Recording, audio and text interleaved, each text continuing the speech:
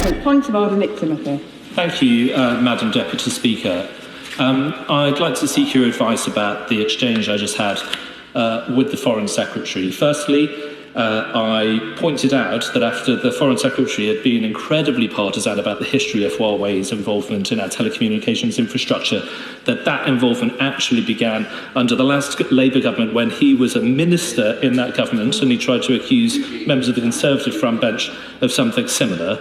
I also asked a serious question about the Chinese dominance of the world market for cellular internet modules, which is a very serious issue.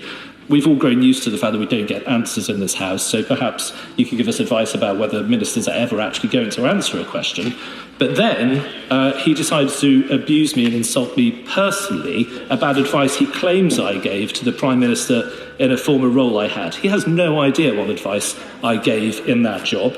And if he cares so much about my personal history, he would actually read all the things I've ever written about the role of Chinese companies in our energy infrastructure. So I'd like him to take the opportunity to withdraw that accusation.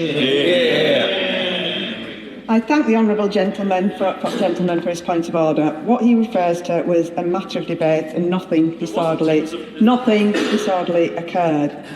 This is not a matter of the chair, but I would urge that good temper and moderation in this chamber be followed at all times. Point of order. Point of order, Ian Duncan-Smith. Well, I'll give way of the response. Secretary. Madam Deputy Speaker, it is a matter of record that former Prime Minister May was considering matters that pertain to our nuclear capability.